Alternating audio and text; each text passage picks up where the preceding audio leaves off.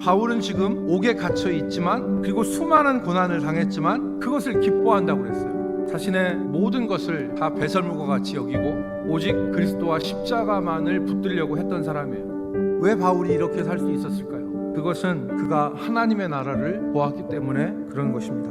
하나님의 나라의 가치를 알았기 때문에 그런 것이에요. 이 말씀을 통해서 두 가지를 생각해 보고자 하는데, 첫 번째는 우리에게 하나님 나라에 대한 눈이 열리기를 소망합니다.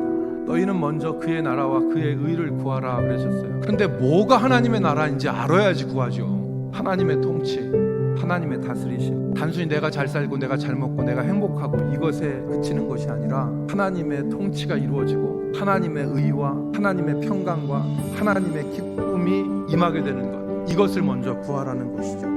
하나님의 나라에 눈이 열리면 작은 자가 작은 자로 보이지 않고 현재의 고난이 고난으로 보이지 않습니다. 하나님의 뜻과 하나님의 역사를 보고 걸어갈 수가 있는 것입니다. 하나님의 나라에 눈이 안 열리면 다 자기 앞에 큰 값 놓고 싶고 자기 유리한 데 하고 싶고 같이 모이면 자기 잘난 척 하고 싶고 다 자기 나타내고 싶은 거 아니에요? 그런데 하나님 나라에 눈이 열리면 그때 참 믿음의 사람이 되는 거예요. 내가 아니라 하나님의 나라, 이걸 앞에 두고 내가 고난받는 것이 하나님의 나라에 유익하다면 기꺼이 기쁨으로 그 고난을 받겠습니다. 이 믿음이 되는 것이죠. 두 번째는 우리가 하나님의 나라에 대한 열망이 있어야 됩니다.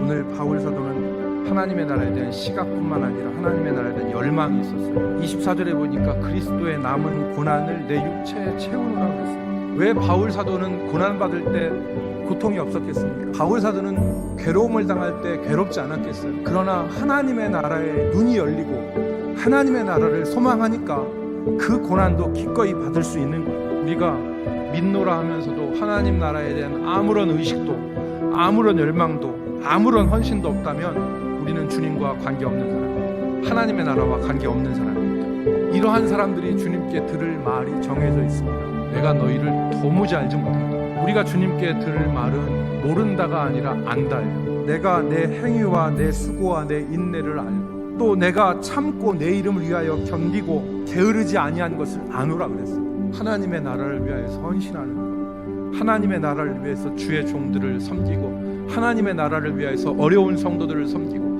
하나님의 나라를 위하여서 기꺼이 기도의 제물이 되고 하나님의 나라를 위하여서 나 자신을 드리는 삶, 하나님이 그를 귀하게 보십니다. 우리 모든 성도들이 하나님 나라에 대한 시각이 열리고 하나님의 나라에 대한 열망 가운데서 우리가 수고하는 주의 백성들이 되시기를 예수 그리스도의 이름으로 축복합니다.